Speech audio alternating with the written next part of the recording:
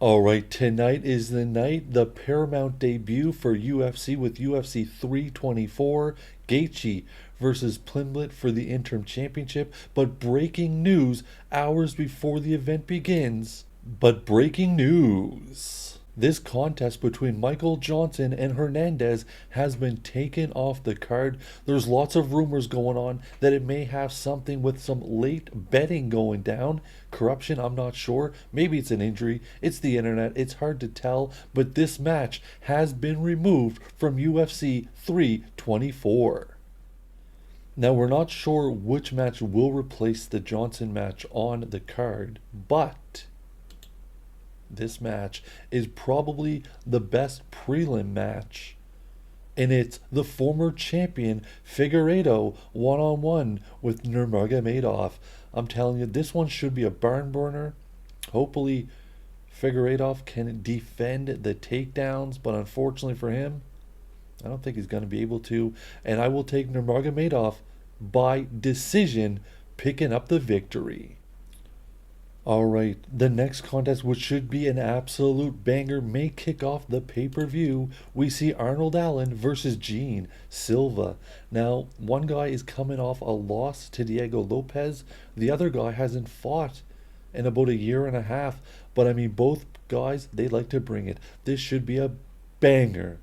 Unfortunately, I just don't see a guy coming back with 16 months layoff, getting into a top contender fight and picking up the dub. That's why in this one, I have to go with Gene Silva picking up the victory as he inches closer to a shot at the featherweight championship.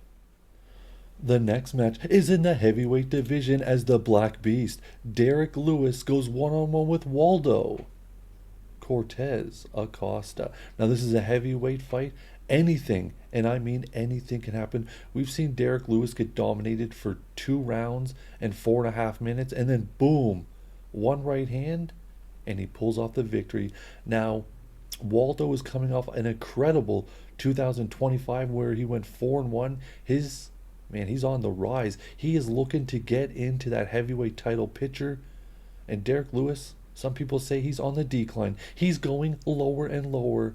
But one right hand could end it all. And we could see Derek Lewis calling for a heavyweight title shot. Now, the heavyweight title, really, who knows what's going on with Aspinall? We know Cyril Gane's waiting. We're hearing rumors of Alex Pereira looking for a shot at the heavyweight title. Maybe him and Jones at the White House. Who knows?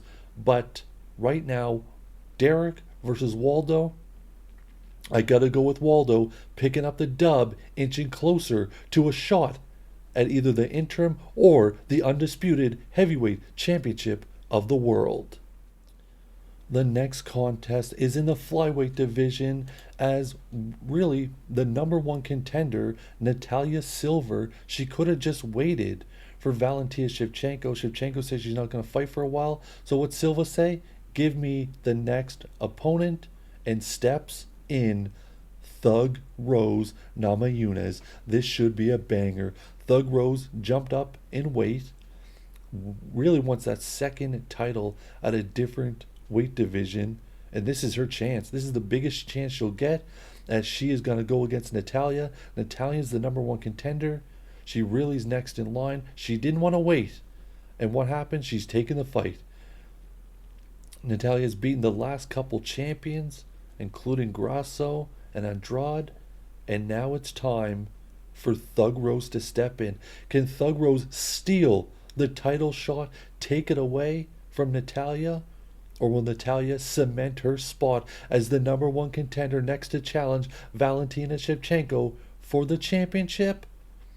I just don't think Thug Rose gets it done. The power, the strength of Natalia, I think, gets it done. Probably does go to decision. But in this one, Natalia Silva picks up the victory and will challenge Valentina Shevchenko for the strawweight championship. Unfortunately, the original co-main event of UFC 324 was Amanda Nunes challenging Kayla Harrison for the featherweight championship, but Kayla Harrison had to pull out. She got neck surgery. That fight has been postponed. So stepping in to the co-main event of the evening, It's Sugar, Sean O'Malley, and Song Yadong. Now, O'Malley coming off two title matches, both losses to Marab. Now, Marab lost the title to Peter Yan. So who knows what could happen in the future. Song Yadong has been just knocking on a challenge for the title. But as of now, he hasn't gotten a title match. But what he does have is a co-main event against the former champion. You would think the winner of this match probably fights Yan for the title, unless they do an immediate rematch with Yan and Marab. But it does not sound like that is the way that the UFC is going in the future. So it looks like the winner of this match may get a shot at the title. Does O'Malley get another rematch for the championship? Or does Song Yadong finally get that championship contest? It should be a hell of a contest. O'Malley, I don't think he gets it done. I think we're entering a new phase, and the phase is in Song Yadong. Yadong beats O'Malley by decision and will challenge Peter Yan for the championship of the world. And in the main event of the evening for the interim lightweight championship of the world, it will be the former interim champion Justin Gaethje going one-on-one with Paddy the Baddy Pimblett. I am super pumped for this fight. I think it's going to be a hell of a contest. Now, Ilia Topuria, the current lightweight champion, going through some personal things, so he's not going to be defending the title, he said, until sometime probably early spring or summer. And you've got another challenger out there that there's lots of talk about, but he pulled out of a championship, and the UFC doesn't seem like they want to give him another title shot anytime soon. So the winner of this one probably fights Topuria for the championship. But who's it going to be? Is Gaethje going to knock out Paddy the Baddy and win the interim championship again? Remember, Gaethje was the interim champion. He got a match with Khabib Nurmagomedov to unify the championships, and he came up just a little bit short. But in this one, it's Paddy the Baddy. Paddy has just been creaming comfortably all over the UFC. He's got a big mouth, but he backs it up. He's been taking down everyone. You all saw the beating he gave Tony Ferguson. Well, he wants to give that same beating to Justin Gaethje, but Justin Gaethje gave a beating to Tony Ferguson when he became the interim champion originally.